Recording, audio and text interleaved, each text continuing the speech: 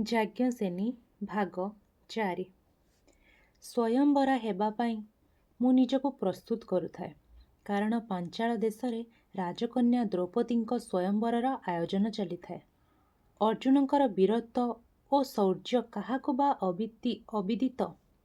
ପିତା ତାଙ୍କ ଦ୍ୱାରା ବହୁ ପୂର୍ବରୁ ପରାଜିତ ହୋଇଛନ୍ତି। ତେଣୁ ଆଜି ନିଜ ବୀରତ୍ୱର ଚରମ ପରାକାଷ୍ଠ ନ ଦେଖାଇ ସେ ଦ୍ରୌପଦୀ କନ୍ୟାରତ୍ନ ଲାଭ କରିବେ କିପରି? ଏଭଳି ଏକ ଅଦ୍ଭୁତ ସ୍ୱୟଂବର ସଭାର ଆୟୋଜନ ପଛରେ ପିତାଙ୍କର ହୁଏତ ଦୁଇଟି ଉଦ୍ଦେଶ୍ୟ ଥାଏ। ପ୍ରଥମ, ଅର୍ଜୁନଙ୍କ ବ୍ୟତୀତ ଅନ୍ୟ କେହି ଯେପରି ସ୍ୱୟଂବରର ସର୍ତ୍ତ ରକ୍ଷା କରିବାରେ ସମର୍ଥ ହେବେ ନାହିଁ। ଦ୍ୱିତୀୟ, ବୀରଶ୍ରେଷ୍ଠ ଅର୍ଜୁନଙ୍କ ଦ୍ୱାରା ଅତୀତରେ ପରାସ୍ତ ହୋଇଥିବାର ଗ୍ଳାନି ଯୋଗୁଁ ଆଜି ପାଞ୍ଚାଳ ଦେଶବାସୀଙ୍କ ସମ୍ମୁଖରେ ଚରମ ପରୀକ୍ଷା ଦେଇ ପ୍ରାୟଶ୍ଚିତ କରାଇବା ଦ୍ୱାରା ପିତାଙ୍କର ସେହିଦିନ ଗ୍ଳାନି ଓ ଅପମାନକୁ ପ୍ରଶମିତ କରାଇବା। ସଖୀ ନିତମ୍ବିନୀଠାରୁ ସ୍ୱୟଂବରର ସର୍ତ୍ତ ଶୁଣି ମୁଁ ତ ସ୍ତମ୍ଭୀଭୂତ। ଏ ପରୀକ୍ଷାରୁ କେହି କ'ଣ ଉତ୍ତୀର୍ଣ୍ଣ ହୁଏ? ସ୍ୱୟଂବର ନିମନ୍ତେ ଯେଉଁ ଧନୁ ତିଆରି ହୋଇଥିଲା, ତାହା ଏତେ ଶକ୍ତ ଥିଲା ଯେ ତାକୁ ବଙ୍କେଇ ଗୁଣ ଦେବା ଅତି କଷ୍ଟକର ବ୍ୟାପାର ଥିଲା। ସ୍ୱୟଂବର ପାଇଁ ନିର୍ମିତ ହୋଇଛି ଏକ ସୁନ୍ଦର ମଣ୍ଡପ। ମଣ୍ଡପ ଉପରେ ଏକ ସୁଉଚ୍ଚ ଦଣ୍ଡ, ତା ଉପରେ ସ୍ଥାପିତ ହେବେ ଲକ୍ଷ୍ୟବସ୍ତୁ। ଲକ୍ଷ୍ୟବସ୍ତୁର ନିମ୍ନରେ ଏକ ଘୂର୍ଣ୍ଣାୟମାନ ଚକ୍ର ସଂଯୋଗ କରାଯିବ। କ୍ଷିପ୍ର ଗତିରେ ଘୂର୍ଣ୍ଣାୟମାନ ଚକ୍ର ସହ ଲକ୍ଷ୍ୟବସ୍ତୁର ଚିତ୍ର ପ୍ରତିବିମ୍ବରେ ହେବ ନିମ୍ନରେ ଥିବା ଜଳକୁଣ୍ଡର କାଚକେନ୍ଦୁ ଜଳରେ। ସେଥିପାଇଁ ମଣ୍ଡପ ନିକଟରେ ଏକ ବୃହତ୍ ଜଳଭଣ୍ଡାରର ନିର୍ମାଣ କାର୍ଯ୍ୟ ଶେଷ ପ୍ରାୟ। ଚକ୍ର ଉପରେ ସ୍ଥାପିତ ଲକ୍ଷ୍ୟବସ୍ତୁଟି ଏକ କ୍ଷୁଦ୍ର ମତ୍ସ୍ୟର ଆକୃତିରେ ନିର୍ମିତ ହେବ।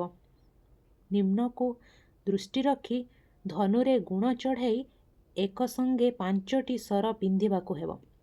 ଲକ୍ଷ୍ୟସ୍ଥଳସ୍ଥ ମତ୍ସ୍ୟର ଚକ୍ଷୁ ରନ୍ଧ୍ର ଦେଇ 5ଟି ଯାକ ଶର ଲକ୍ଷ୍ୟଭେଦ କରିବ, ଯାହାଦ୍ୱାରା ଲକ୍ଷ୍ୟ ପଦାର୍ଥଟି ତଳେ ପଡ଼ିଯିବ। ସ୍ୱୟଂବରରେ ଉତ୍ତୀର୍ଣ୍ଣ ହୋଇ ଦ୍ରୌପଦୀଙ୍କୁ ପ୍ରାପ୍ତ ହେବାର ଏହା ହିଁ ସର୍ତ୍ତ। ପିତାଙ୍କର ଏ ଅଭିନବ ସର୍ତ୍ତରେ ଶୁଣି ମୋର ସନ୍ଦେହ ହେଲା ଯେ ପିତା ବୋଧହୁଏ ଅନ୍ତରରେ ଚାହାନ୍ତି ମୁଁ ଚିରକୁମାରୀ ରହେ ଏବଂ ତାଙ୍କର ଧର୍ମାନୁଷ୍ଠାନମାନଙ୍କରେ ଯୋଗଦାନ କରି ରାଜ୍ୟର ଧର୍ମ ରକ୍ଷା କରେ। ତା ନ ହୋଇଥିଲେ ସେ ଏପରି ସର୍ତ୍ତ କାହିଁକି ରଖନ୍ତେ, ଯାହା ସ୍ୱୟଂ ଭଗବାନ ମଧ୍ୟ ରକ୍ଷା କରିପାରିବେ ନାହିଁ କି ନା ସନ୍ଦେହ। ଅବଶ୍ୟ କୃଷ୍ଣସଖା ଅର୍ଜୁନଙ୍କ ଧନୁର୍ବିଦ୍ୟା ଏବଂ ଅବ୍ୟର୍ଥ ଶର ସନ୍ଧାନର ଖ୍ୟାତି ଶୁଣିଛି। ବୋଧହୁଏ ପିତା ଚାହାନ୍ତି ଅର୍ଜୁନ ବ୍ୟତିରେକ ଦ୍ରୌପଦୀକୁ କେହି ପ୍ରାପ୍ତ ନ ହେଉ, ତେଣୁ ଏପରି ସର୍ତ୍ତ ରଖିଛନ୍ତି, ଯାହା ସବ୍ୟସାଚୀଙ୍କ ବ୍ୟତୀତ ଅନ୍ୟ କେହି ରକ୍ଷା କରିପାରିବେ ନାହିଁ।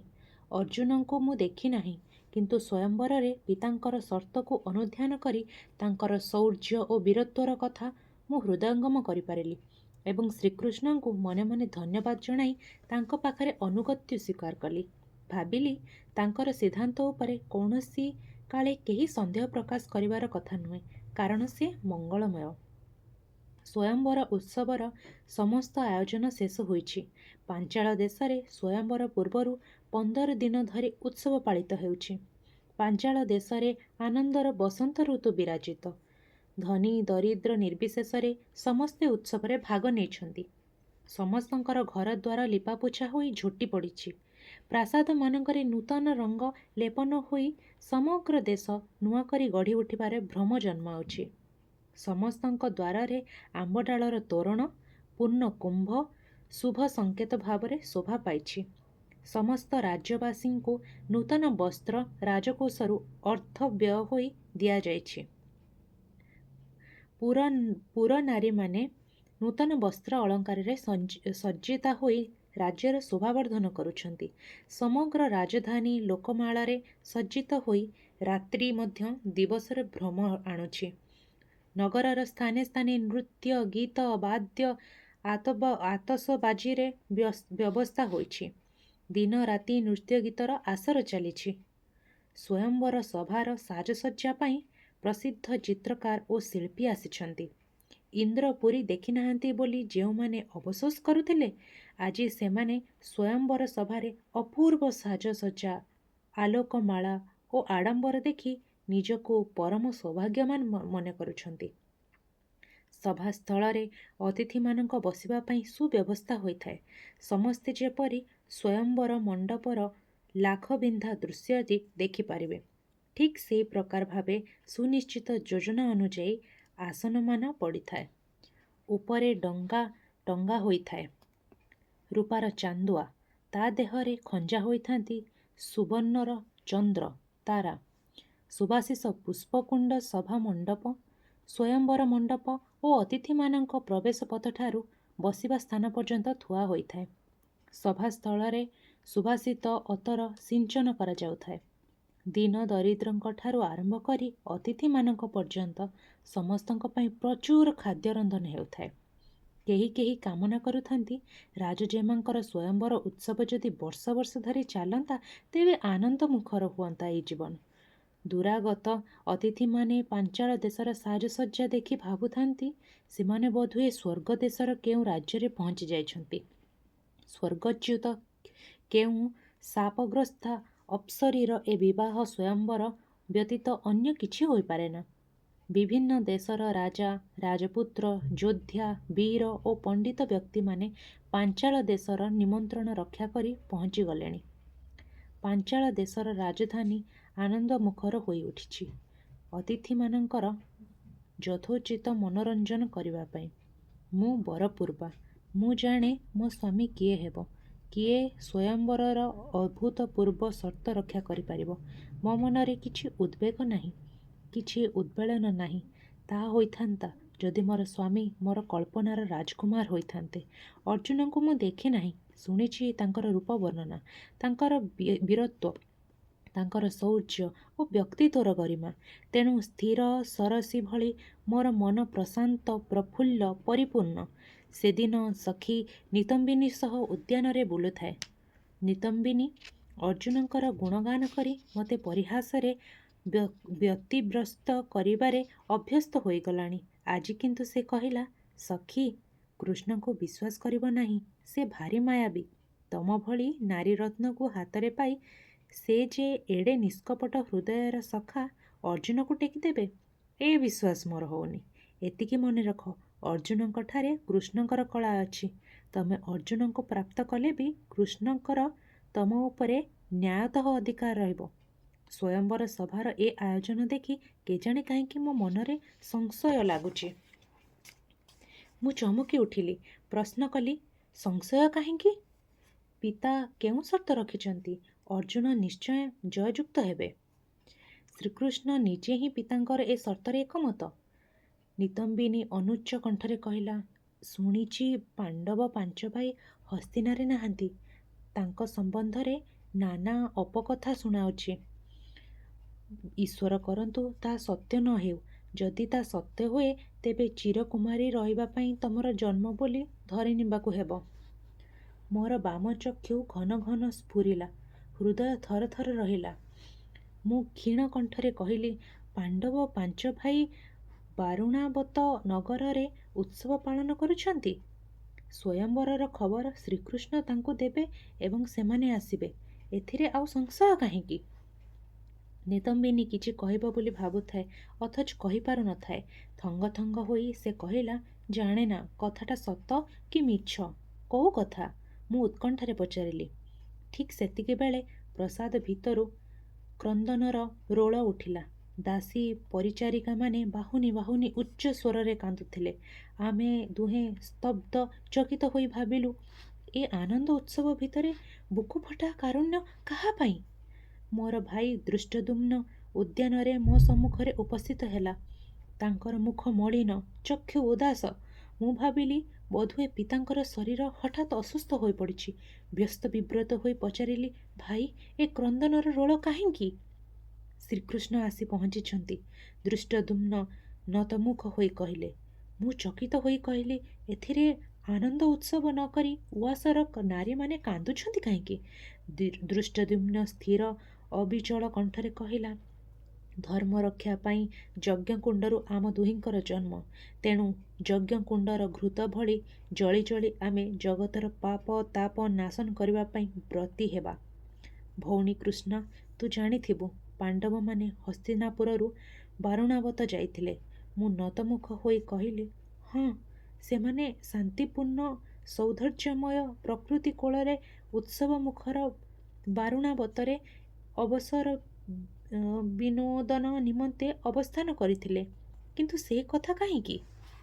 ଦୃଷ୍ଟଦ୍ୟୁମ୍ନ ଲତାକୁଞ୍ଜ ତଳେ ମୋ ପାଖରେ ବସିଲେ। ଉଦାସ ସ୍ୱରରେ କହିଲେ, ପାଣ୍ଡବମାନେ ଦୁଷ୍ଟବୁଦ୍ଧି, କ୍ରୂର, କୌରବମାନଙ୍କର ହୀନ ଷଡ଼ଯନ୍ତ୍ରରେ ରାଜଧାନୀ ହସ୍ତିନାପୁରରୁ ବାରୁଣାବତକୁ ବିତାଡ଼ିତ ହୋଇଥିଲେ କହିଲେ ଚଳେ। କୌରବ ଏବଂ ପାଣ୍ଡବମାନଙ୍କର ଶିକ୍ଷା ସମାପ୍ତି ପରେ ପ୍ରଜାମାନଙ୍କର ଯୁଧିଷ୍ଠିର ପ୍ରତି ଶ୍ରଦ୍ଧା, ଆସ୍ଥା ଏବଂ ବିଶ୍ୱାସର କଥା ଜାଣି ଅନ୍ଧ ରାଜା ଧୃତରାଷ୍ଟ୍ର ବାଧ୍ୟ ହୋଇ ଯୁଧିଷ୍ଠିରଙ୍କୁ ଯୁବରାଜ ପଦରେ ବରଣ କଲେ। ତା ଛଡ଼ା ଯୁଧିଷ୍ଠିର ଯେତେ ହେଲେ ବଡ଼ ପୁଅ, ତେଣୁ ତାଙ୍କୁ ଯୁବରାଜ କରିବା ଛଡ଼ା ଅନ୍ୟ ଉପାୟ ମଧ୍ୟ ନଥିଲା। ପାଣ୍ଡବମାନେ ବୀର, ବଳବାନ, ବିଚାରବନ୍ତ, ଧାର୍ମିକ ଏବଂ ଶାନ୍ତ ସ୍ୱଭାବର। ଗୁରୁ ଦ୍ରୋଣ ଏବଂ କୃପ, ପିତାମହ ଭୀଷ୍ମ ଏବଂ ମନ୍ତ୍ରୀ ବିଦୁରଙ୍କ ମଧ୍ୟ ଏଭଳି ନିଷ୍ପତ୍ତି ପଛରେ ଦୃଢ଼ ସମର୍ଥନ ଥିଲା। ଯୁଧିଷ୍ଠିର ଯୁବରାଜ ପଦରେ ଅଭିଷିକ୍ତ ହେବା ପରେ ଦୁର୍ଯ୍ୟୋଧନ, ଦୁଶାସନ ଇତ୍ୟାଦି 100 ଭାଇ ଈର୍ଷାରେ ଜଳୁଥିଲେ। ମୁଁ ଉତ୍କଣ୍ଠାରେ ପ୍ରଶ୍ନ କଲି, ତାପରେ କ'ଣ ହେଲା? ଯାହା ହେବ ସ୍ୱାଭାବିକ, ଉତ୍ତର ଦେଲେ ଧୃଷ୍ଟଦ୍ୟୁମ୍ନ। ଅର୍ଥାତ୍?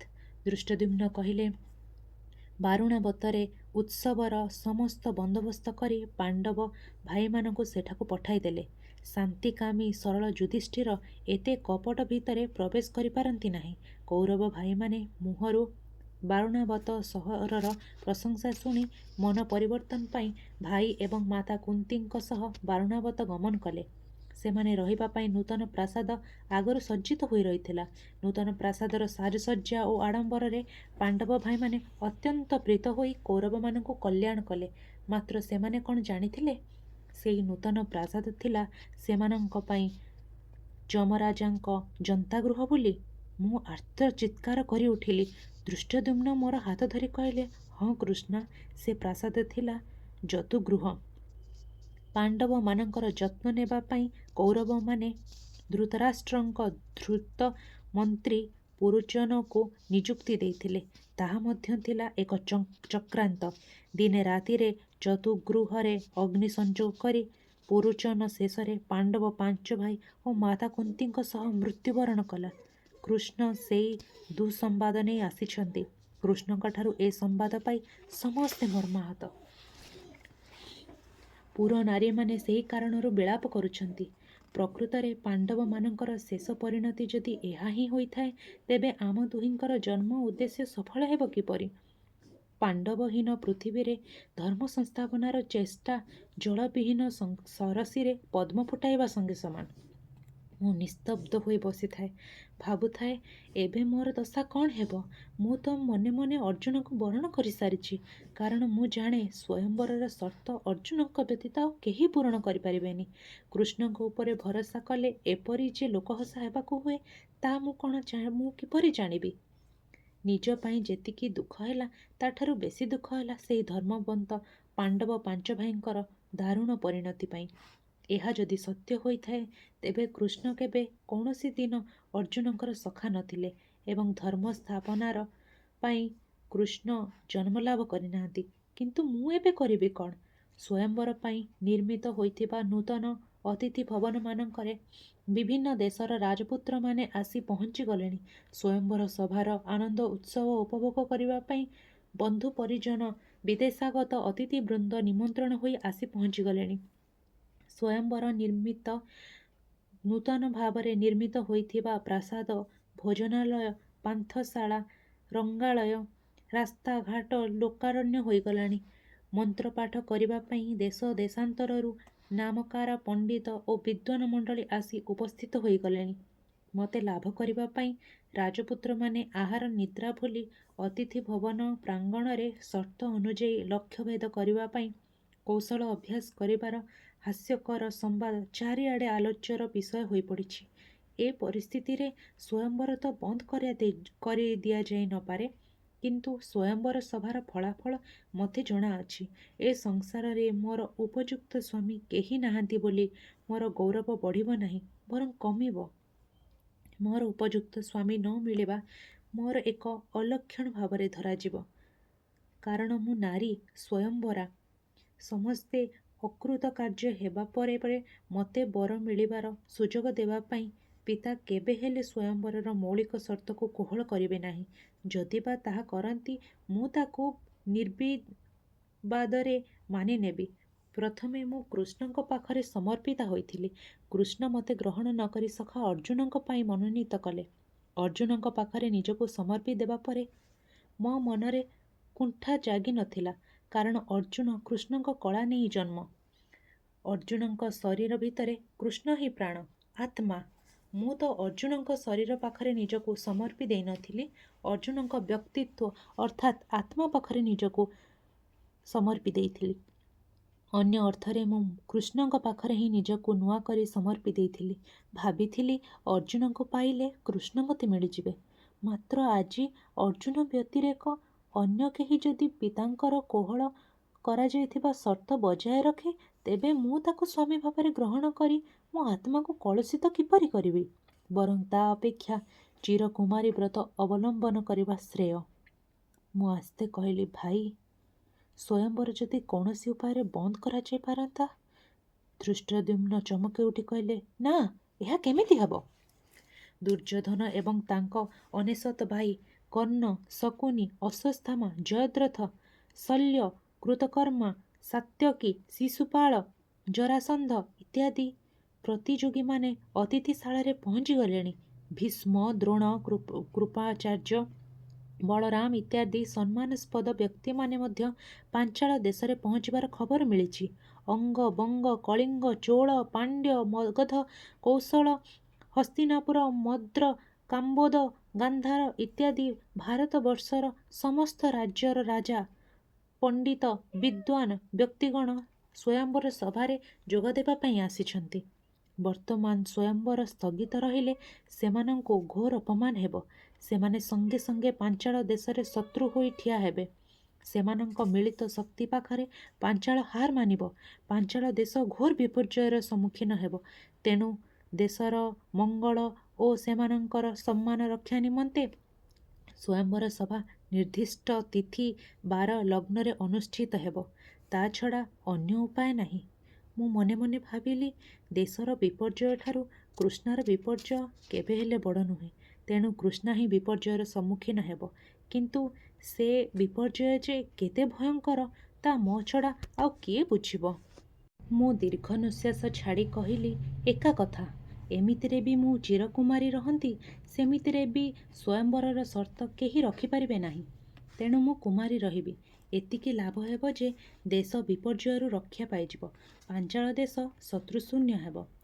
ଧୃଷ୍ଟଦ୍ୟୁମ୍ନ ନିର୍ବିକାର ଭାବେ ଚାହିଁଲେ, କହିଲେ, ବରଂ ତାହା ହିଁ ହେଉ। ସେମାନେ ନିଜେ ନିଜେ ସେମାନଙ୍କର ଶକ୍ତି କଳି ନେଇ ଫେରିଯାଆନ୍ତୁ। ଆମେ କାହିଁକି ତାଙ୍କ ଶକ୍ତିର ସୀମା ନିର୍ଦ୍ଧାରଣ କରିଦେବା? ମୁଁ ନୀରବରେ ବସି ରହିଲି।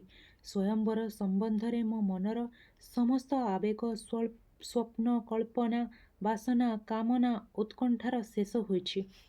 ଏଣିକି ବ୍ରହ୍ମଚାରିଣୀର କଠୋର ସାଧନାମୟ ଜୀବନକୁ ବରଣ କରିନେବାକୁ ହେବ। ସୁଖ ଦୁଃଖରେ ନିର୍ବିକାର ରହିବାକୁ ହେବ। ଯାହା ଘଟିଥିଲା, ଯାହା ଘଟିବାକୁ ଯାଉଛି, ମୋର ଯଦି ସେଥିରେ କିଛି କରିବାର ନାହିଁ, ମୁଁ କାହିଁକି ବ୍ୟଥିତ ହେବି, ବିଚଳିତ ହେବି? କିନ୍ତୁ ମନ୍ୟ ତଳେ ସେହି ସ୍ୱପ୍ନର ପୁରୁଷ ଅର୍ଜୁନଙ୍କର ଅକାଳ ଦାରୁଣ ବିୟୋଗରେ ବିଳାପର ଧ୍ୱନିଟିଏ ଅହରହ ବାଜି ଉଠୁଥାଏ। ନିର୍ବିକାର ରହିବା ବୋଧହୁଏ କେବଳ କଥାର କଥା। କେହି କ'ଣ କେବେ ନିର୍ବିକାର ରହିପାରେ? ମୋର ଅଜାଣତରେ ଦୁଇଟି ଅବାଧ୍ୟ ଲୁହବିନ୍ଦୁ ମୋର ବଡ଼ ବଡ଼ ନୀଳ ଆଖିର ପଦ୍ମଲତାରେ ଢଳ ଢଳ ହେଉଥାଏ। ଭାଇ ଧୃଷ୍ଟଦ୍ୟୁମ୍ନ ସେ କଥା ଲକ୍ଷ୍ୟ କରି ହୃଦୟରେ ବ୍ୟଥା ପାଇଲେ ବୋଧହୁଏ। ମୋର ମନ ପରିବର୍ତ୍ତନ କରିବା ପାଇଁ କହିଲେ, କୃଷ୍ଣା, ଏଥର ଉଆସକୁ ଫେରିଚାଲ। ପିତା ଅପେକ୍ଷା କରିଛନ୍ତି। କୃଷ୍ଣଙ୍କୁ ପ୍ରଣାମ ଜଣାଇବାକୁ ଭୁଲିଯିବା ଉଚିତ ନୁହେଁ। କୃଷ୍ଣ ହେଉଛନ୍ତି ଆର୍ଯ୍ୟବର୍ତ୍ତର ଶ୍ରେଷ୍ଠ ବୀର ଏବଂ ଶ୍ରେଷ୍ଠ ଜ୍ଞାନୀ ପୁରୁଷ। ସେ ଆମର ସୁଖ ଦୁଃଖର ବନ୍ଧୁ। ଆପଣାର ଦୁଃଖକୁ ବଡ଼ କରି ଅତିଥି ସତ୍କାରରେ ତ୍ରୁଟି କରିବା ରାଜକନ୍ୟାର କର୍ତ୍ତବ୍ୟ ନୁହେଁ। ମୁଁ ଅଶ୍ରୁ ଚାପି ନେଉ ନେଉ କହିଲି, ମୋ ଭଳି ଏକ ନଗଣ୍ୟ ନାରୀର ପ୍ରଣାମ ବିନା କୃଷ୍ଣଙ୍କ ଭଳି ମହାନ ବ୍ୟକ୍ତିତ୍ୱର ଉପଯୁକ୍ତ ସମ୍ମାନରେ ଆଞ୍ଚ ଆସିବ ନାହିଁ। ମୋର ଏ ଅଶୁଭ ଦୃଷ୍ଟି ତାଙ୍କ ଉପରେ ବରଂ ନ ପଡ଼ୁ। ମୋହ ସଙ୍ଗେ ପ୍ରସ୍ତାବ ପଡ଼ୁ ପଡ଼ୁ ତାଙ୍କର ପ୍ରିୟ ସଖା ଶେଷ ପାଇଗଲେ। ଏ ଘଟଣା ପରେ କୃଷ୍ଣ ମୋର ମୁଖ ଦେଖିବା ପାଇଁ ଚାହିଁବେ କି ନା ସନ୍ଦେହ। ହଠାତ୍ ଅମୃତର ଧାରାଟିଏ କର୍ଣ୍ଣପଟ ଦେଇ ପ୍ରବାହିତ ହୋଇଗଲା, ସ୍ପର୍ଶ କଲା ଅନ୍ତରାତ୍ମାକୁ। କାହାର ହସ ମଧ୍ୟ ଏତେ ମଧୁର ହୋଇପାରେ ଏ କଥା ମୋର ଧାରଣା ନଥିଲା। ମୋ ସାମ୍ନାରେ ଠିଆ ହୋଇଥିଲେ ପରମ କାମ୍ୟ ପୁରୁଷ କୃଷ୍ଣ। ତାଙ୍କର ନୀଳ କଳେବର ପୀତବାସର ଆଭରଣରେ ଆହୁରି ମନୋରମ ଦିଶୁଥାନ୍ତି। ଲଲାଟରେ ତିଳକ, କର୍ଣ୍ଣରେ କୁଣ୍ଡଳ, ନୀଳକମଳ ସଦୃଶ ଦୁଇ ଚକ୍ଷୁ, ପ୍ରଶସ୍ତ ବକ୍ଷରେ ମଣିମୟ ହାର, ତା ଉପରକୁ ବନଫୁଲର ମାଳ, ଅଧରରେ ମୃଦୁ ମଧୁର ହାସ୍ୟରେଖା ଦେଖି ମୋର ସମସ୍ତ ଅଭିମାନ ନିମିଷକରେ ଦୂର ହୋଇଗଲା। କୃଷ୍ଣ ମୋହନ ମନ୍ତ୍ର ଜାଣନ୍ତି। କ୍ଷଣକରେ ମୁଁ ମନ୍ତ୍ରମୁଗ୍ଧା ଭଳି ତାଙ୍କୁ ପ୍ରଣାମ କଲି। କୃଷ୍ଣ ହସି ହସି କହିଲେ, ତମର ଭକ୍ତିଭରା ମୁଦ୍ରାଠାରୁ ତମ ମୁଖର ଅଭିମାନର ଆଲେଖ୍ୟ ମୋର ବେଶୀ କାମ୍ୟ କୃଷ୍ଣା। ତମେ ଜାଣିନା ନିର୍ମଳ ଅଭିମାନ ସୁନ୍ଦର ମୁଖକୁ କିଭଳି ସୁନ୍ଦରତମ କରିଦିଏ। ପାଣ୍ଡବମାନଙ୍କର ଏ ଦୁର୍ଘଟଣା ଜନିତ ଦାରୁଣ ସମ୍ବାଦ ସତ୍ୟ ହେଉ ବା ମିଥ୍ୟା ହେଉ, ସେ ସମ୍ବାଦ ମୁଁ ଆଣିନଥିଲି। ତମ ମୁଖରୁ ଅଭିମାନର ଏ ଅନୁପମ ସୌନ୍ଦର୍ଯ୍ୟକ ଲାଭରୁ ବଞ୍ଚିତ ହୋଇଥାନ୍ତି। ତମର ମୁଖ ଶୋଭା ଦେଖିବା ପରେ ପାଣ୍ଡବମାନଙ୍କର ବିଚ୍ଛେଦ ଦୁଃଖ ମୁଁ ଭୁଲି ସାରିଲିଣି। ଅନେକ ସମୟରୁ ଢଳଢଳ ହେଉଥିବା ଅଶ୍ରୁବିନ୍ଦୁ ଏଥର ଅନାୟାସରେ ଖସି ଆସିଲା ଗଣ୍ଡ ଦେଇ। ଭାବିଲି, ମୋର ଏ ଦୁଃଖରେ କୃଷ୍ଣ ସୁଖୀ ହେଉଛନ୍ତି କିପରି। କୃଷ୍ଣ ଏତେ ନିଷ୍ଠୁର। କୃଷ୍ଣ ଅପଲୋକ ଆଖିରେ ମୋତେ ଚାହିଁ ରହି କହିଲେ, ତୁମକୁ ଦେଖିବା ପରେ ମୋର କେଜାଣି କାହିଁକି ଧାରଣା ହେଉଛି ପାଣ୍ଡବମାନେ ଏବେ ବି ଜୀବିତ ଅଛନ୍ତି। ତମ ସଙ୍ଗେ ଯାହାର ବିବାହ ଏକରକମ ସ୍ଥିରୀକୃତ ହୋଇଯାଇଛି, ସେ କେବେ ଭୀରୁ ଭଳି ଲୋକଲୋଚନ ଅନ୍ତରାଳରେ ମରିପାରେ ନା। ଯଦି ପାଣ୍ଡବମାନେ ସେଭଳି ଭାବେ ଯଦୁଗୃହରେ ଜୀବନ୍ତ ଦଗ୍ଧ ହୋଇ ମୃତ୍ୟୁବରଣ କରିଥାନ୍ତେ, ତେବେ ତାହା ତାଙ୍କର ମୂର୍ଖତାର ପରିଣାମ। କୃଷ୍ଣର ସଖା ଯଦି ଏଭଳି ମୂର୍ଖ ହୋଇଥାଏ, ତେବେ କୃଷ୍ଣ ତ ତା'ଠାରୁ ବଳି ମୂର୍ଖ। କୃଷ୍ଣା, ତମର କ'ଣ ଧାରଣା ହୁଏ ମୁଁ ଏତେ ମୂର୍ଖ? କୃଷ୍ଣଙ୍କୁ ଚାହିଁବା ମାତ୍ରେ ମୋ ମନ ବି ମୋତେ କହୁଥାଏ, ଅର୍ଜୁନ ଆସିବେ ପଣ ରକ୍ଷା କରି ଏଇ ଘୋର ଅପମାନ ଓ ବିପତ୍ତିରୁ କୃଷ୍ଣଙ୍କୁ ଉଦ୍ଧାର କରିବେ। ମୁଁ ଆଖି ବୁଜି ପରମେଶ୍ୱରଙ୍କୁ ପ୍ରଣତି ଜଣାଇଲି। ଉତ୍ସବର ଷୋଡ଼ଶ ଦିବସରେ ସ୍ୱୟଂବରର ସେଇ ବହୁ ପ୍ରତୀକ୍ଷିତ ଦିବସ ଉପସ୍ଥିତ। ବ୍ରାହ୍ମ ମୁହୂର୍ତ୍ତରେ ଉଦ୍ୟାନ ସରୋବରରେ ସ୍ନାନ ସାରି ସ୍ୱର୍ଣ୍ଣ ନିର୍ମିତ ପାର୍ବତୀ ମନ୍ଦିରରେ ପୂଜା ଦେବା ପାଇଁ ସଖୀମାନଙ୍କ ସଙ୍ଗରେ ଅଗ୍ରସର ହେଲି। ସେତେବେଳେ ମୁଁ ସନ୍ନ୍ୟାସିନୀ ଭଳି ଦିଶୁଥାଏ। ମୋର ଶରୀର ନିରାଭରଣ, ଉନ୍ମୁକ୍ତ ସିକ୍ତ କେଶରାଶି ସାଗର ତରଙ୍ଗ ଭଳି ପୃଷ୍ଠ ଦେଶରେ ଉର୍ମିଳ ହୋଇ ଉଠୁଥାନ୍ତି। ମୋର ଏକମାତ୍ର ଧ୍ୟାନ ଦେବୀ ପାର୍ବତୀଙ୍କର ପଦ୍ମପାଦରେ। ଦୀପଦାନ କରି ପ୍ରଣାମ ଜଣାଇଲି। ମନେ ମନେ ମାଗୁଣି କଲି, ଦେବୀ, ନାରୀର ସମ୍ମାନ ରକ୍ଷା କର। ଦିନେ ସ୍ୱାମୀନିନ୍ଦା ସହି ନପାରି ତମେ ଯଜ୍ଞକୁଣ୍ଡରେ ପ୍ରାଣ ବିସର୍ଜନ କରିଥିଲ। ମୁଁ ଆବିର୍ଭୂତା ହୋଇଛି ସେହି ଯଜ୍ଞକୁଣ୍ଡରୁ। ମନେ ମନେ ମୁଁ ଯାହାକୁ ସ୍ୱାମୀ ରୂପେ ବରଣ କରିଛି, ସେ ଯଦି ଜୀବନ୍ତ ଦଗ୍ଧ ହେଇ ମୃତ୍ୟୁବରଣ କରିଥାନ୍ତି, ତେବେ ସେ କ'ଣ ମୋ ପକ୍ଷରେ ଅପମାନର କଥା ନୁହେଁ? ଧନୁର୍ବିଦ୍ୟାରେ ବୀରଶ୍ରେଷ୍ଠ ଅର୍ଜୁନ କ'ଣ ଏଭଳି ମରିପାରନ୍ତି? ତେବେ ମୋର ଏଇ ଜୀବନ ଧାରଣାର ଅର୍ଥ କ'ଣ? ଯଦିବା ଅର୍ଜୁନ ବ୍ୟତିରେକ ଆର୍ଯ୍ୟବର୍ତ୍ତରେ ଅନ୍ୟ କେହି ବୀର ସ୍ୱୟଂବରର ପଣ ରକ୍ଷା କରିବାକୁ ସକ୍ଷମ ନୁହନ୍ତି। ପିତା ତାଙ୍କୁ ଜାମତା କରିପାରନ୍ତି, କିନ୍ତୁ ମୁଁ ତାଙ୍କୁ ସ୍ୱାମୀ ଭାବେ ଗ୍ରହଣ କରିବି କିପରି? ପ୍ରକୃତରେ ଧର୍ମ ବୋଲି ଯଦି କିଛି ଥାଏ, ତେବେ ମୋର ସତୀଧର୍ମ ରକ୍ଷା କର। ଦେବୀଙ୍କ ମସ୍ତକରୁ ଫୁଲ ଖସିଲା। ଫୁଲରେ ପୂଜକ ଦେବୀଙ୍କ ମସ୍ତକ ଲାଗି ଫୁଲ ମୋତେ ବଢ଼ାଇ ଦେଇ କହିଲେ, ଅଭୀଷ୍ଟ ପୂର୍ଣ୍ଣ ହେବ ମା। ଏହା ହିଁ ତାର ସଂକେତ। ଦେବୀ ହସୁଛନ୍ତି। ଅନ୍ତର ଦେଇ ନ ଡାକିଲେ ଦେବୀ ହସନ୍ତି ନାହିଁ। ଦେବୀ ହସିଲେ କିନ୍ତୁ ଶୁଭ ଫଳ ହୁଏ। ମନ କହିଲା, ଅର୍ଜୁନ ଆସିବେ, ନିଶ୍ଚୟ ଆସିବେ। ଛଡ଼ା ଫୁଲ ମସ୍ତକରେ ଲଗାଇ ଉଦ୍ୟାନ ପଥ ଦେଇ ଫେରିଗଲି। ମନେ ପଡ଼ିଲା ଆଉ ଏକ ଦିନର ଘଟଣା। ସେଦିନ ଜନକ ନନ୍ଦିନୀ ସୀତା ସ୍ୱୟଂବର ଦିବସରେ ପାର୍ବତୀ ମନ୍ଦିରରେ ପୂଜା ସାରି ଫେରିବା ପଥରେ ପ୍ରଭୁ ଶ୍ରୀରାମଙ୍କୁ ଭେଟିଥିଲେ। ସେଇଠି ହୋଇଥିଲା ରାମ ସୀତାଙ୍କର ଚାରିଚକ୍ଷୁର ମିଳନ। ଆଜି ଯଦି ଅର୍ଜୁନଙ୍କ ସହ ଏଇଠି ଦେବୀଙ୍କ ମନ୍ଦିର ବେଢ଼ାରେ ଚାରିଚକ୍ଷୁର ମିଳନ ହୁଅନ୍ତା, ତେବେ ଅବଶ୍ୟ ଅର୍ଜୁନ ମୋତେ ପ୍ରାପ୍ତ ହୁଅନ୍ତେ। କିନ୍ତୁ କିଏ ଜାଣେ ଅର୍ଜୁନ ଜୀବିତ କି ନା। ମନଟା ପୁଣି ଉଦାସ ହୋଇଗଲା। ଅର୍ଜୁନଙ୍କ ସହ ସାକ୍ଷାତ ହେଲା ନାହିଁ। ପ୍ରତି ମୁହୂର୍ତ୍ତରେ ଭାବୁଥାଏ ଅର୍ଜୁନ ଆସିବେ, ଚାରିଚକ୍ଷୁର ମିଳନ ହେବ, ଜୀବନ ମୋର ଧନ୍ୟ ହେବ। କିନ୍ତୁ ସେ ଆସିଲେ ନାହିଁ। ସତୀ ସୀତା ମୋର ଆଦର୍ଶ। ତାଙ୍କ ଜୀବନର କାହାଣୀ ପଢ଼ି ମୁଁ ତାଙ୍କୁ ଭକ୍ତି କରିଛି, ଭଲ ପାଇଛି, ପୁଣି ତାଙ୍କ ଲୁହରେ ଲୁହ ମିଶାଇଛି। ମାତ୍ର ତାଙ୍କ ସଙ୍ଗେ ମୁଁ ନିଜକୁ କାହିଁକି ବା ତୁଳନା କରୁଛି? ମୁଁ ତ ତାଙ୍କ ଭଳି ଅନ୍ୟାୟ ଦୋଷାରୋପକୁ ମୁଣ୍ଡପାତି ସହିପାରିବିନି। ତାଙ୍କ ଭଳି ନୀରବ ଯନ୍ତ୍ରଣାରେ ମୁଁ ଜଳି ଜଳି ବଞ୍ଚିପାରିବିନି। ସ୍ୱାମୀଙ୍କ ଦ୍ୱାରା ବିତାଡ଼ିତ ହୋଇ ମୁଁ ତ ଦେହ ଧରି ରହିପାରିବିନି। ସେ ମହିୟସୀ ନାରୀ, ସେ ରଘୁକୁଳ ତିଳକ, ରାମଚନ୍ଦ୍ରଙ୍କର ପ୍ରାଣପ୍ରିୟା ଜାନକୀ, ଆଉ ମୁଁ ପାଞ୍ଚାଳ ରାଜକନ୍ୟା ଯାଜ୍ଞସେନୀ। ମୋର ସ୍ୱାମୀ କେହି ଅଛନ୍ତି କି ନା ମୁଁ ଜାଣେ ନା। ତାଙ୍କ ଜୀବନର ପ୍ରତିଟି କଥା ମୋ ଜୀବନରେ କିପରି ଘଟନ୍ତା। ମୁଁ ନିରାଶ ହୋଇ ମନ୍ଦିରରୁ ଫେରୁଥାଏ ଏବଂ ଆଶାୟୀ ନେତ୍ରରେ ଚାରିଆଡ଼କୁ ଚାହୁଁଥାଏ। ପାଞ୍ଚାଳର ପଥେ ପଥେ ଆନନ୍ଦ ଝରଣା ଝରି ପଡ଼ୁଥାଏ। ରାଜା ମହାରାଜା ଏବଂ ସମ୍ଭ୍ରାନ୍ତ ଅତିଥିମାନେ ସମସ୍ତେ ଆସି ପହଞ୍ଚି ସାରିଛନ୍ତି। ସେମାନଙ୍କ ଭିତରେ ପାଣ୍ଡବ ପାଞ୍ଚ ଭାଇ ନାହାନ୍ତି। ଆଉ କେହି ଅତିଥି ଆସିବା ବାକି ନାହିଁ। ପାଣ୍ଡବମାନଙ୍କର ଅବସ୍ଥାନ ନିମନ୍ତେ ନିର୍ମିତ ସବୁଠାରୁ ସୁନ୍ଦର ଏବଂ ଆଡ଼ମ୍ବରପୂର୍ଣ୍ଣ ଅତିଥି ଭବନ ଏବେ ବି ଶୂନ୍ୟ ପଡ଼ିଛି। ପାଣ୍ଡବମାନେ ଯଦି ବଞ୍ଚିଥାନ୍ତେ, ତେବେ ବର୍ତ୍ତମାନ ସୁଦ୍ଧା ସେମାନେ ଆସି ପହଞ୍ଚି ସାରନ୍ତେଣି। ପୂର୍ବାହ୍ନରେ ସ୍ୱୟଂବର ସଭା ଅନୁଷ୍ଠିତ ହେବ। ସେମାନେ ଆଉ ଆସିବାର ସମ୍ଭାବନା ଦିଶୁନାହିଁ। ରାଜପଥର ଧାରେ ଧାରେ ନାନାଦି ବୃକ୍ଷ ରୋପିତ ହୋଇଛି। ନୂତନ ପତ୍ର, ପୁଷ୍ପ ଏବଂ ଫଳଭାରରେ ବୃକ୍ଷଗୁଡ଼ିକ ଅଳଙ୍କାରଯୁକ୍ତ। ଅବଗୁଣ୍ଠିତା ପୁର ନାରୀମାନଙ୍କ ଭଳି ପରିପୂର୍ଣ୍ଣ ଏବଂ ରମଣୀୟ ଦିଶୁଛନ୍ତି। ଶୁକ, ସାରି, କୋକିଳ ଆଦି ପକ୍ଷୀମାନେ ମଧ୍ୟ ସ୍ୱୟଂବରର ନିମନ୍ତେ ପାଞ୍ଚାଳ ନଗରରେ ହେଉଥିବା ଉତ୍ସବର ସଂକେତ ପାଇଛନ୍ତି। ମଧୁର କାକଳିରେ ଜନମନ ହରଣ କରି ଉତ୍ସବର ସଙ୍ଗୀତରେ ନିଜ ସଙ୍ଗୀତ ମିଶାଇ ଦେଇ ସେମାନେ ବି ନିଜର କର୍ତ୍ତବ୍ୟ ସମ୍ପାଦନ କରୁଥାନ୍ତି। ଅତିଥି ଭବନଗୁଡ଼ିକ ସମ୍ମୁଖରେ ଖୋଦିତ ହୋଇଥିବା ସ୍ୱଳ୍ପ ଜଳଭାର ସୁନ୍ଦର ସରୋବରରେ ରାଜହଂସମାନେ ବିଚିତ୍ର ଭଙ୍ଗୀରେ ସନ୍ତରଣ କରି ନିଜର ଅପୂର୍ବ ସୌନ୍ଦର୍ଯ୍ୟ ଦ୍ୱାରା ଅତିଥିମାନଙ୍କର ମନୋରଞ୍ଜନ କରୁଥାନ୍ତି।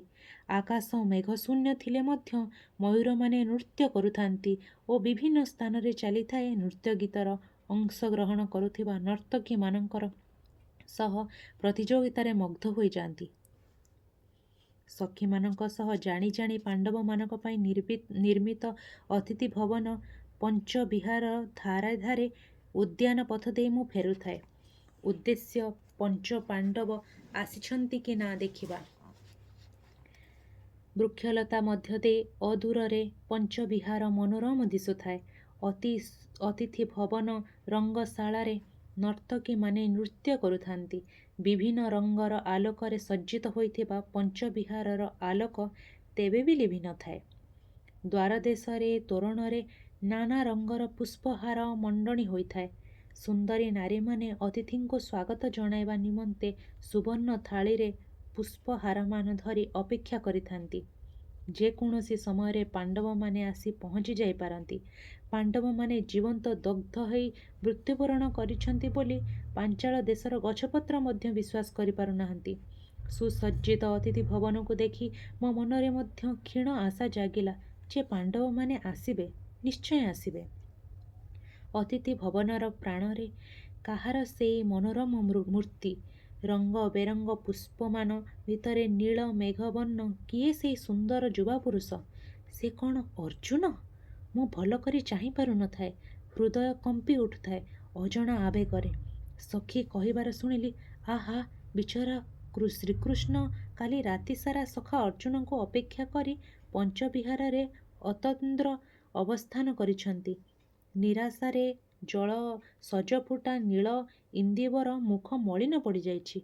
ସତେ କ'ଣ ଅର୍ଜୁନ ଆଉ ସେପରିରୁ ଫେରିବେ ଯେ କୃଷ୍ଣ ବାତୁଳ ହୋଇ ଅପେକ୍ଷା କରିଛନ୍ତି? ଏତିକି ଶୁଣିବା ମାତ୍ରେ ଅନାୟାସରେ ମୋର ଚକ୍ଷୁ ଅଶ୍ରୁପୂର୍ଣ୍ଣ ହୋଇଗଲା। ମୋର ପାର୍ବତୀ ପୂଜା ବ୍ୟର୍ଥ ହୋଇଛି ବୋଲି ଧାରଣା କଲି। ଆମ୍ଭମାନଙ୍କ ପାଦର ନୂପୁର ଧ୍ୱନି ଶୁଣି କୃଷ୍ଣ ପଥଧାରକୁ ଚାଲି ଆସିଲେ। ମୋତେ ଚାହିଁ କହିଲେ, କୃଷ୍ଣା, ଏ ପୃଥିବୀରେ ମଣିଷ ହିଁ ବେଶୀ ଦୁଃଖ ପାଏ। କାରଣ ସୁଖ ଭିତରେ ବୁଡ଼ି ରହିଥିଲେ ମଧ୍ୟ ସେ ଦୁଃଖ ଆପଦର ଆଶଙ୍କା କରୁଥାଏ। ଦୁଃଖ ଭିତରେ ବିଲୀନ ହୋଇ ଯାଉ ଯାଉ ସୁଖର କଳ୍ପନା କରନ୍ତି କେତେଜଣ? ଦୁଃଖ ଭିତରେ ଯେ ସୁଖ ଲୁଚି ରହିଥାଏ, ତମ ଆଖି ଲୁହ ହିଁ ତାର ପ୍ରମାଣ ଦେଉଛି। ମୁଁ ଅଶ୍ରୁଳ ନେତ୍ରରେ କୃଷ୍ଣଙ୍କୁ ପ୍ରଶ୍ନବାଚୀ ତୋଳି ଚାହିଁ ରହିଲି। କୃଷ୍ଣ ମୃଦୁ ହସି କହିଲେ, ତମ ଆଖିର ଅଶ୍ରୁବିନ୍ଦୁରେ ଉଦୟ ସୂର୍ଯ୍ୟର ଲୋହିତ ରଶ୍ମି ପ୍ରତିଫଳିତ ହୋଇ ତମ ମୁଖର ସୌନ୍ଦର୍ଯ୍ୟ ବଢ଼ାଇବା ସଙ୍ଗେ ସଙ୍ଗେ ସେଇ ଅଶ୍ରୁବିନ୍ଦୁର ମୂଲ୍ୟ ବଢ଼ାଉଛି। ପୁଣି ସୂର୍ଯ୍ୟ ରଶ୍ମି ନିଜେ ମହିମୟ ହେଉଛି। ସେଇ ବିନ୍ଦୁକ ଅଶ୍ରୁ ତମ ଗଣ୍ଡରେ ନଥିଲେ ମୁଁ କେମିତି ବୁଝିଥାନ୍ତି ତମର ମୁଖ ଶୋଭା ଏପରି ଅବର୍ଣ୍ଣନୀୟ ଏବଂ ସୂର୍ଯ୍ୟରଶ୍ମି ମଧ୍ୟ ଏତେ ରମଣୀୟ ବୋଲି। ତେଣୁ ଜୀବନରେ ଅଶ୍ରୁର ମଧ୍ୟ ମୂଲ୍ୟ ଅଛି। ଅଶ୍ରୁମୋଚନର ବି ଏକ ସୌନ୍ଦର୍ଯ୍ୟ ଅଛି। ଠିକ୍ ସେମିତି ଦୁଃଖର ବି ମୂଲ୍ୟ ଅଛି। ଦୁଃଖ ପଛରେ ବି ସୁଖ ଲୁଚି ରହିଛି। ଯାହା ଘଟିବାକୁ ଯାଉଛି ତାହା ଘଟିବ। ତେଣୁ ସୁଖର ଆଶାରେ ଆନନ୍ଦ ଉପଭୋଗ ନ କରି ଦୁଃଖର କଳ୍ପନାରେ କାନ୍ଦିବାର ମୁହୂର୍ତ୍ତ ଆସିବା ପୂର୍ବରୁ କାନ୍ଦିବା କାହିଁକି? ମୁଁ କୃଷ୍ଣଙ୍କୁ ପ୍ରଣାମ ଜଣାଇଲି। ପ୍ରଣତି ଭିତରେ ମୋର ଦୁଃଖତକ ତାଙ୍କୁ ଅର୍ଘ୍ୟ ଦେଇଦେଲି। କାରଣ ସେତେବେଳେ ଦୁଃଖ ଛଡ଼ା ମୋ ହୃଦୟରେ ଆଉ କିଛି ନଥିଲା। ଅନୁଭବ କଲି ମୋ ହୃଦୟ ଉଚ୍ଛ୍ୱାସ ହୋଇଯାଇଛି। ସ୍ୱର୍ଣ୍ଣ ନିର୍ମିତ ମଞ୍ଚମାନଙ୍କ ଉପରେ ପ୍ରତିଯୋଗୀ ରାଜାମାନେ ଆସନ ଗ୍ରହଣ କରିଥାନ୍ତି। ସମଗ୍ର ସଭାସ୍ଥଳ ମୂଲ୍ୟବାନ ଚାନ୍ଦୁଆରେ ମଣ୍ଡିତ ହୋଇଛି। ସେଥିରେ ସୁନା ରୂପାର କାରୁକାର୍ଯ୍ୟ ଭରା ଝାଲର ଲାଗିଛି। ପ୍ରତିଯୋଗୀ ରାଜାମାନେ ସେମାନଙ୍କର ଶ୍ରେଷ୍ଠ ବସ୍ତ୍ର ଓ ଭୂଷଣ ପିନ୍ଧିଥାନ୍ତି। ସମସ୍ତେ ମନେ ମନେ ନିଜକୁ କୃଷ୍ଣର ଯୋଗ୍ୟ ପୁରୁଷ ବୋଲି ଆହ୍ଲାଦିତ ହେଉଥାନ୍ତି। ପଣ୍ଡିତ ବିଦ୍ୱାନ ବ୍ୟକ୍ତିମାନେ ସ୍ୱତନ୍ତ୍ର ଆସନରେ ବସିଥାନ୍ତି। ବ୍ରାହ୍ମଣମାନଙ୍କ ବସିବା ପାଇଁ ସ୍ୱତନ୍ତ୍ର ବ୍ୟବସ୍ଥା ହୋଇଥାଏ। ନଗରର ଦର୍ଶକ ଏବଂ ପୁରନାରୀମାନଙ୍କ ପାଇଁ ମଧ୍ୟ ବସିବାର ବ୍ୟବସ୍ଥା ହୋଇଛି। ନାରୀମାନଙ୍କର ଆସନ ମଞ୍ଚ ଆକାରରେ ତିଆରି ହୋଇ ସୁନ୍ଦର ବସ୍ତ୍ରରେ ଆବୃତ ହୋଇଛି, ଯେପରିକି ସେମାନେ ସଭାସ୍ଥାନରେ ପ୍ରତ୍ୟେକ କଥା ବୁଝିବେ ଅଥଚ ସେମାନଙ୍କୁ କେହି ଦେଖିପାରିବେ ନାହିଁ। ମୋତେ କିନ୍ତୁ ସମସ୍ତଙ୍କର ସମ୍ମୁଖକୁ ଯିବାକୁ ହିଁ ହେବ, କାରଣ ମୁଁ ସ୍ୱୟଂବରା। ମୋତେ ସମସ୍ତଙ୍କର ସମ୍ମୁଖରେ ନିଜକୁ ପ୍ରଦର୍ଶିତ କରିବାକୁ ହେବ। ମୋର ରୂପ ଶୋଭା ଦେଖି ପ୍ରତିଯୋଗୀମାନେ ନିଜ ଭିତରେ ଶକ୍ତି ସଞ୍ଚାର କରିବେ। ସଖୀମାନେ ମୋତେ ନାନା ଭାବେ ସଜ୍ଜିତ କରିଥାନ୍ତି। ଶୁଭ୍ର ବସନ ଏବଂ ଶୁଭ୍ର ପୁଷ୍ପରେ ମୋ ସମଗ୍ର ଶରୀରକୁ ମଣ୍ଡନ କରିଥାନ୍ତି। ଦର୍ପଣରେ ନିଜର ପ୍ରତିବିମ୍ବ ଦେଖି ମୁଁ ଭାବିଲି, ଶ୍ଵେତବର୍ଣ୍ଣର ଫୁଲଗୁଡ଼ିକ ଉଦ୍ୟାନରେ ଏତେ ରମଣୀୟ ଦିଶନ୍ତି ନାହିଁ କାହିଁକି? ମୋର ଶରୀରର ପଦ୍ମଗନ୍ଧ ସଙ୍ଗେ ଅଗୁରୁ ଚନ୍ଦନ ଏବଂ ସୁବାସିତ ଅତରର ଗନ୍ଧ ମିଶି ସମଗ୍ର ସଭାସ୍ଥଳକୁ ସୁବାସିତ କରୁଥାଏ। ଶୁଭ୍ର ବସନ ଏବଂ ଶୁଭ୍ର ପୁଷ୍ପରେ ମୋର ଭାରି ମୋହ। ସେଥିପାଇଁ କେବଳ ହୀରାର ଗହଣାରେ ମୋର ଶରୀରକୁ ଅଳଙ୍କୃତ କରିଥାନ୍ତି ସଖୀମାନେ। ମଧୁର ଶ୍ୟାମବର୍ଣ୍ଣ ଯେ ଏତେ କମନୀୟ ଏବଂ ନମ୍ର, ଆଜି ହିଁ ନିଜକୁ ଦେଖି ମୁଁ ବୁଝିପାରୁଛି। ସଖୀ ପରିଚାରିକାଙ୍କ ଗହଣାରେ ପୁଷ୍ପଶୋଭିତ ହାନ୍ଦୋଳାରେ ବସି ଧୃଷ୍ଟଦ୍ୟୁମ୍ନଙ୍କ ସଙ୍ଗେ ମୁଁ ସଭାସ୍ଥଳରେ ପ୍ରବେଶ କଲି। ହାନ୍ଦୋଳା ରହିବା ମାତ୍ରେ ମୁଁ ଭାଇଙ୍କ ନିର୍ଦ୍ଦେଶରେ ହାନ୍ଦୋଳାରୁ ଅବତରଣ କଲି। ମୋର ଉପସ୍ଥିତି ମାତ୍ରକେ ସଭାସ୍ଥଳରେ ମୃଦୁ ଗୁଞ୍ଜରଣ ଖେଳିଗଲା। ଯୁବକ, ବୃଦ୍ଧ, ବ୍ରାହ୍ମଣ, କ୍ଷତ୍ରିୟ, ପୁରୁଷ, ସ୍ତ୍ରୀ ସମସ୍ତେ ସ୍ତବ୍ଧ ହୋଇ ମୋର ଶ୍ୟାମଳ ସୌନ୍ଦର୍ଯ୍ୟକୁ ନିରୀକ୍ଷଣ କରିବାକୁ ଲାଗିଲେ। ଦୃଷ୍ଟି ନତ କରି ମୁଁ ଧୀରେ ଧୀରେ ମୋର ବସିବା ସ୍ଥାନକୁ ଅଗ୍ରସର ହେଉଥାଏ। ଏତେ ଗୁଡ଼ାଏ ପୁରୁଷଙ୍କର ଲୋଲୁପ ଦୃଷ୍ଟି ମୋତେ ବିବ୍ରତ ଲଜ୍ଜିତ କରୁଥାଏ। ଇଚ୍ଛା ହେଉଥାଏ ଅବଗୁଣ୍ଠନରେ ମୁହଁ ଲୁଚାଇ ଦିଅନ୍ତି। ସତେବା ମୋର ମନ କଥା ଜାଣି ସଭାସ୍ଥଳରେ ସଜ୍ଜିତ ହୋଇଥିବା ପୁଷ୍ପକୁଣ୍ଡମାନଙ୍କର ପାଖ ଛାଡ଼ି ଭ୍ରମରମାନେ ଏକ ସଙ୍ଗେ ମୋ ମୁଖର ଚାରିପଟେ ଖଣ୍ଡେ ନୀଳ ଉତ୍ତରୀୟ ଭଳି ଉଡ଼ିବାକୁ ଲାଗିଲେ ଉପସ୍ଥିତ ରାଜନ୍ୟବର୍ଗଙ୍କ ଦୃଷ୍ଟିପଥରେ ଭ୍ରମରମାନେ ଅନ୍ତରାୟ ସୃଷ୍ଟି କରିବାରୁ ସେମାନେ ହାୟ ହାୟ କରିବାକୁ ଲାଗିଲେ। ମୋର ଶରୀରରୁ ନିର୍ଗତ ହେଉଥିବା ପଦ୍ମଗନ୍ଧକୁ ସେମାନେ ଅକୁଣ୍ଠିତ ଭାବେ ଆଘ୍ରାଣ କରିବାକୁ ଲାଗିଲେ। ସେମାନଙ୍କର ଆଘ୍ରାଣର ଶବ୍ଦ ଏକତ୍ର ମିଶି ମନରେ ମୃଦୁ ବତାସର ଭ୍ରମ ଆଣୁଥାଏ।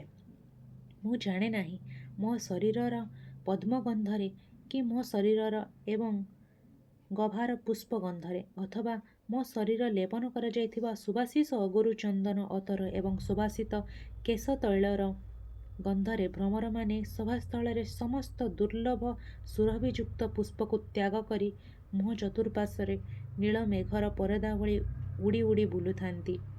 ମୁଁ ସେମାନଙ୍କ ଔଦାର୍ଯ୍ୟ ନିକଟରେ କୃତଜ୍ଞ ହେଲି। ଭ୍ରମର ହେଲେ ମଧ୍ୟ ସେମାନଙ୍କର କେତେ ହୃଦୟବତ୍ତା। ସଭାସ୍ଥଳରେ ସ୍ୱୟଂବରା ନାରୀର ରୂପ କେତେ କ୍ରୀଡ଼ାଜନକ ସେମାନେ ବୁଝିଛନ୍ତି, ଅଥଚ ପଣ୍ଡିତ ବିଦ୍ୱାନ ମଣିଷ ସେକଥା ଅନୁଭବ କରେ ନାହିଁ। କୌଣସି ମତେ ମୋ ପାଇଁ ନିର୍ମିତ ମଞ୍ଚ ନିକଟରେ ମୁଁ ପହଞ୍ଚିଲି ଏବଂ ଆସନ ଗ୍ରହଣ କଲି। ତାପରେ ମୋ ଭାଇ ଧୃଷ୍ଟଦ୍ୟୁମ୍ନ ସମସ୍ତଙ୍କୁ ନମସ୍କାର ପୂର୍ବକ ସ୍ୱାଗତ ଜଣାଇ କହିଲେ, ହେ ସମବେତ ଉଚ୍ଚକୁଳ ସମ୍ଭୂତ ରାଜନ୍ୟମଣ୍ଡଳୀ, ଏ ହେଉଛି ମୋର ଅତି ଆଦରର ଭଉଣୀ ବରବର୍ତ୍ତିନୀ କୃଷ୍ଣା। ଆପଣମାନେ ତାର ଶରୀରର ସୌନ୍ଦର୍ଯ୍ୟ ଅବଲୋକନ କଲେ। ସେ କେବଳ ଆର୍ଯ୍ୟବର୍ତ୍ତର ଶ୍ରେଷ୍ଠ ସୁନ୍ଦରୀ ନୁହେଁ, ସେ ସର୍ବଗୁଣ ସମ୍ପନ୍ନା। ସେ ସ୍ୱଳ୍ପଭାଷିଣୀ ହେଲେ ମଧ୍ୟ ବିଦ୍ୟାବତୀ, ବିଚାରଶୀଳା, ଶାସ୍ତ୍ରଜ୍ଞା, ସଙ୍ଗୀତ ନିପୁଣା, ବୁଦ୍ଧିମତୀ ଏବଂ ଦିବ୍ୟଦର୍ଶିନୀ। ପୃଥିବୀରେ ସତ୍ୟ ପ୍ରତିଷ୍ଠା ଏବଂ ଧର୍ମ ରକ୍ଷା ହେଉଛି ତା ଜୀବନର ମୂଳମନ୍ତ୍ର।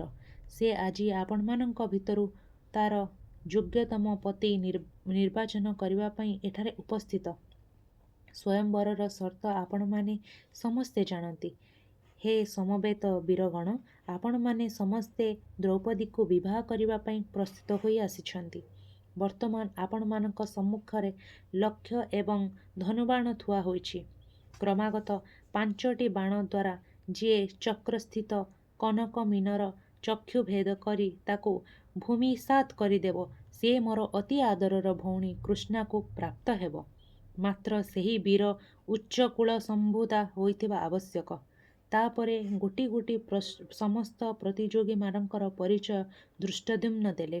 ମାତ୍ର ଲଜ୍ଜାବଶତଃ ମୁଁ କାହାରିକୁ ଦୃଷ୍ଟି ତୋଳି ଚାହିଁପାରିଲି ନାହିଁ।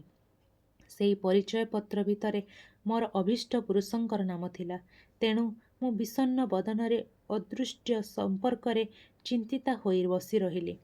ଶଙ୍ଖ, ହୁଳହୁଳି, ବେଦପାଠ, ହୋମ, ଘଣ୍ଟ ଘଣ୍ଟା ଏବଂ ମଙ୍ଗଳ ମହୁରୀ ଭିତରେ ପ୍ରାର୍ଥୀମାନେ ଜଣକ ପରେ ଜଣେ ଆସିଲେ ଏବଂ ନିହାତି ହାସ୍ୟକର ପରିସ୍ଥିତି ସୃଷ୍ଟି କରି ପରାଜିତ ହୋଇ ଫେରିଗଲେ। କେହି ସ୍ୱର ସଂଯୋଜନା କରିପାରିଲେ ନାହିଁ ତ କେହି ଧନୁ ଉତ୍ତୋଳନ କରିପାରିଲେ ନାହିଁ। ଆହତ, ଇତସ୍ତତ, ବିବ୍ରତ, ବିସ୍ମିତ, ବ୍ୟର୍ଥ ଏବଂ ବିଷାଦିତ ହୋଇ ଗୋଟିକ ପରେ ଗୋଟିଏ ବୀର ବାହୁଡ଼ି ଗଲେ। ନଗରର ଦର୍ଶକମାନେ ସେତେବେଳେ ଭାବୁଥିଲେ ଧନୁର୍ବିଦ୍ୟାରେ ବୀରଶ୍ରେଷ୍ଠ ଅର୍ଜୁନ ମୃତ ବୋଲି ଜାଣିବା ପରେ ରାଜା ଦ୍ରୁପଦ ସ୍ୱୟଂବରର ଏଭଳି ଏକ ପଣ ରଖିବାର ଅର୍ଥ ରାଜକନ୍ୟାକୁ ଚିରକୁମାରୀ ବ୍ରତ ଅବଲମ୍ବନ କରିବା ପାଇଁ ବାଧ୍ୟ କରିବା। ମୋର ସଖୀମାନେ ମଧ୍ୟ ସେଇ କଥା ଭାବି ହାୟ ହାୟ କରୁଥିଲେ। ମାତ୍ର ମୁଁ ଭାବୁଥିଲି ମା ପାର୍ବତୀ ମୋର ଡାକ ଶୁଣିଛନ୍ତି। ଅବଶ୍ୟ ମୋର ପ୍ରାର୍ଥନା ଅନୁଯାୟୀ ସେ ଅର୍ଜୁନକୁ ଏଠାରେ ପହଞ୍ଚାଇ ଦେଇ ନାହାନ୍ତି, କିନ୍ତୁ ମୋ ଭଳି ଏକ ଅଭାଗିନୀ ବରପୂର୍ବା ନାରୀର ସମ୍ମାନ ରକ୍ଷା କରିବା ପାଇଁ ଆଉ କୌଣସି ପୁରୁଷକୁ ଜୟଯୁକ୍ତ କରାଇ ନାହାନ୍ତି।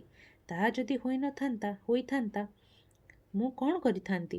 ବାଧ୍ୟ ହୋଇ ପିତାଙ୍କ ସତ୍ୟରକ୍ଷା ନିମନ୍ତେ ମୋତେ ସେହି ପୁରୁଷକୁ ପତି ରୂପରେ ବରଣ କରିବାକୁ ହୋଇଥାନ୍ତା ଏବଂ ମୋର ସତୀଧର୍ମ ନଷ୍ଟ ହୋଇଥାନ୍ତା।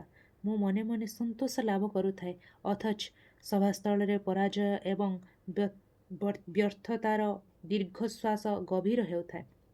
ବ୍ୟର୍ଥ ମନୋରଥ ପୁରୁଷମାନେ ମୋତେ ଲାଭ କରିବା ପାଇଁ ନାନା ପ୍ରକାର କଳ୍ପନା ଜଳ୍ପନା କରୁଥାନ୍ତି। ଯଦି ବା କେହି ପ୍ରାଣରକ୍ଷା କରିବାରେ ସମର୍ଥ ହୁଏ, ତେବେ ତାଠାରୁ ବଳାତ୍କାର କରି ଛଡ଼ାଇ ନେଇ ମୋତେ ଧରି ପଳାୟନ କରିବାର ଯୋଜନା ମନେ ମନେ କରି ତାହା ଅନ୍ୟମାନଙ୍କ ନିକଟରେ ପ୍ରକାଶ କରୁଥାନ୍ତି। ସେମାନଙ୍କର ଆଳାପ ଶୁଣି ମୋର ସଖୀମାନେ କୌତୁକ ଅନୁଭବ କଲାବେଳେ ମୁଁ ମନେ ମନେ ବ୍ୟଥା ପାଉଥାଏ। ଏହି କାମାତୁର ପୁରୁଷମାନଙ୍କର ପାପ ଦୃଷ୍ଟି ସମ୍ମୁଖରେ ଏତେ ସମୟ ବସି ରହିବାକୁ ନିଜକୁ ଧିକ୍କାର କରୁଥାଏ ଏବଂ ମୋର ଶରୀର କଣ୍ଟକିତ ପ୍ରାୟ ଲାଗୁଥାଏ।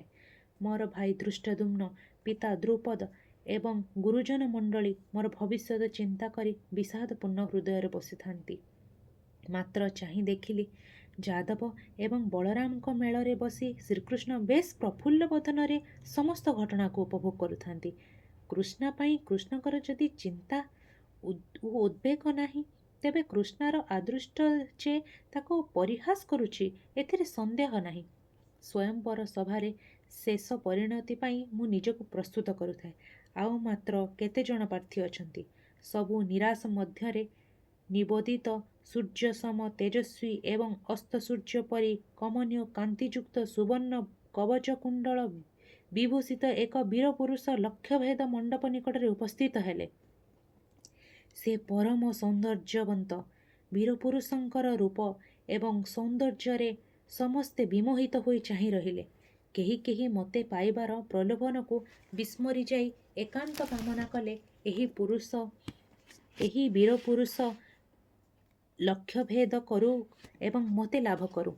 ଏଭଳି ଶୋଭାବନ୍ତ ଯୁବକର ପରାଜୟ କଥା ସ୍ମରଣ କରି କେହି କେହି ବିମର୍ଷ ବି ହୋଇଗଲେ। ନିତମ୍ବିନୀ ଆହ୍ଲାଦିତ କଣ୍ଠରେ ମୋ କାନ ପାଖରେ କହିଲା, ସଖୀ, ଏଥର ପ୍ରସ୍ତୁତ ହୁଅ। କାମଦେବ ସଦୃଶ ଏହି ବୀର ଯୁବକ ନିଶ୍ଚୟ ଜୟଯୁକ୍ତ ହେବେ ଏବଂ ତୁମକୁ ଲାଭ କରିବେ।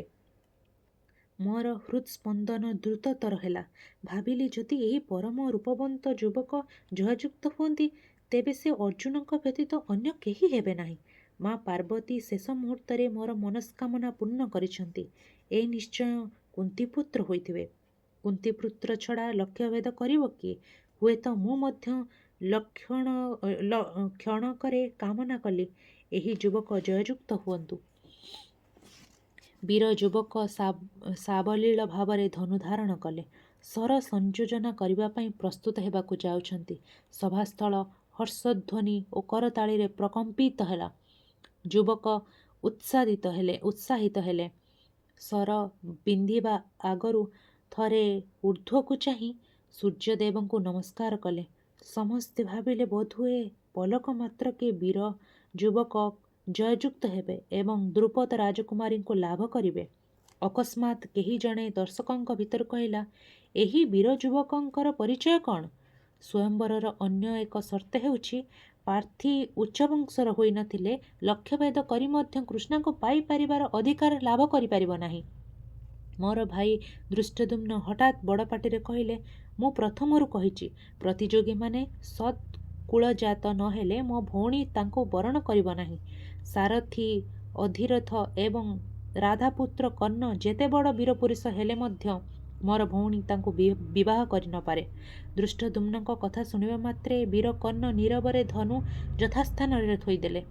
ବିଷଣ୍ଣ ବଦନରେ ଥରେ ଚାହିଁଲେ ଆକାଶରେ ଈଷତ୍ ଢଳି ପଡ଼ୁଥିବା ମଧ୍ୟାହ୍ନ ସୂର୍ଯ୍ୟଙ୍କୁ।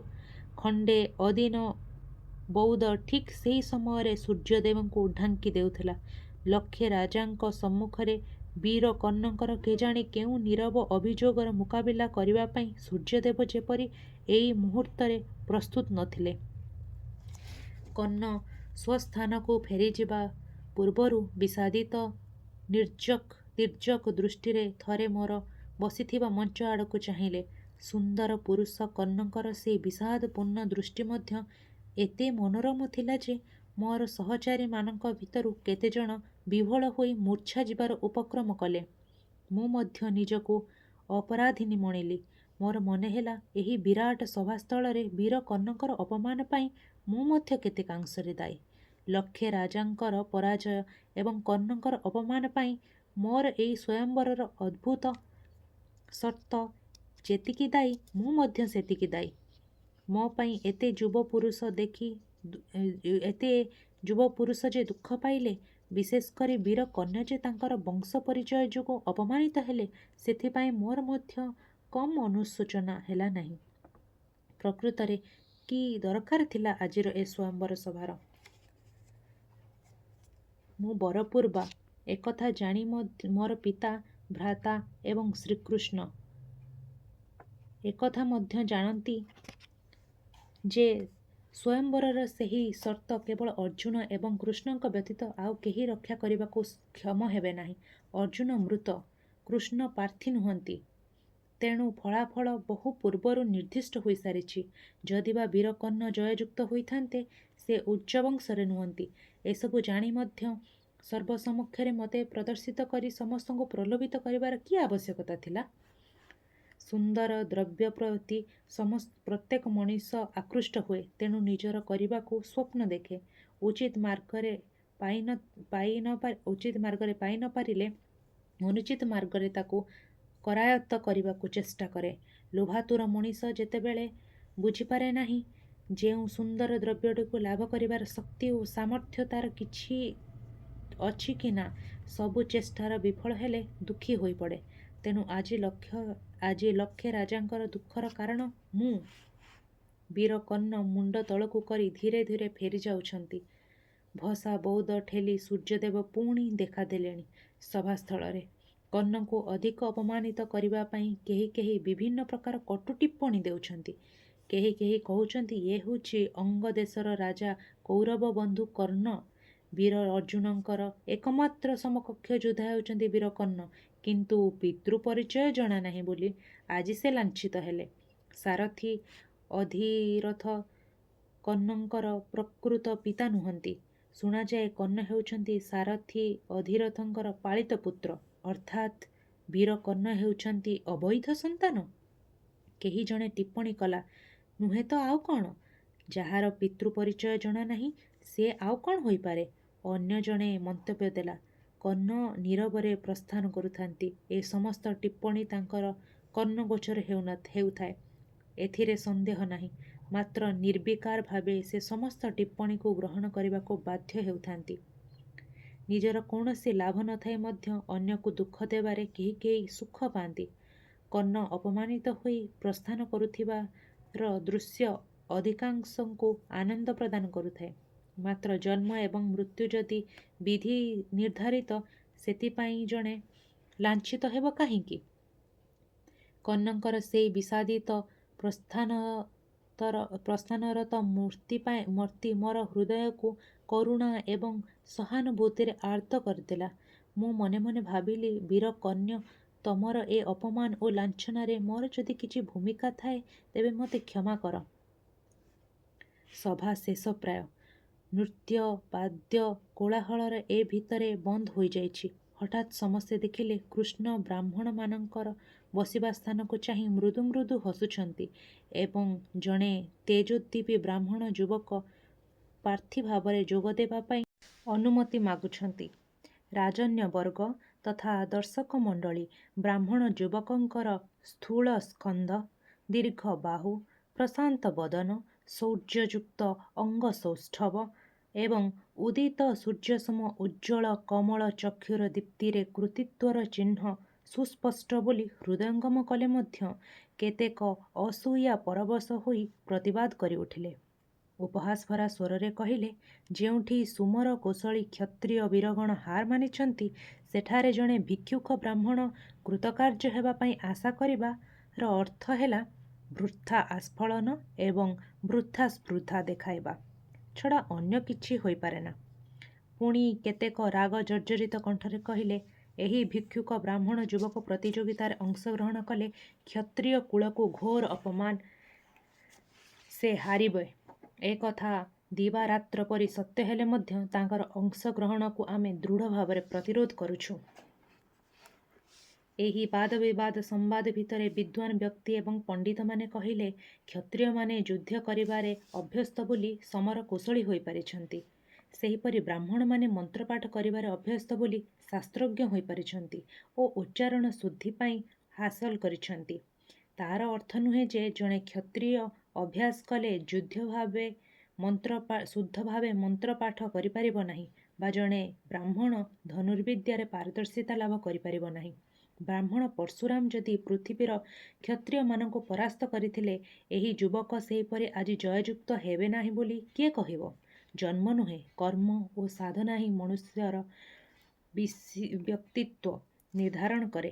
ତେଣୁ ଏହି ଅତ୍ୟନ୍ତ ଉଚ୍ଚାଭିଳାଷୀ ଅପରୂପ ସୌନ୍ଦର୍ଯ୍ୟବନ୍ତ ବ୍ରାହ୍ମଣ ଯୁବକ ନିର୍ଦ୍ୱନ୍ଦ୍ୱରେ ପ୍ରତିଯୋଗିତାରେ ଭାଗ ନେଇପାରିବେ। ସେ ମଣ୍ଡପ ନିକଟରେ ଠିଆ ହେଲେ। ପୃଥିବୀ ମାତା ଏବଂ ଧର୍ମଦେବୀଙ୍କୁ ଭକ୍ତି ଜଣାଇବା ପରେ ମନ୍ଦ ମଧୁର କଣ୍ଠରେ କହିଲେ, କୃଷ୍ଣା ଏବଂ କୃଷ୍ଣଙ୍କୁ ମୋର ନମସ୍କାର।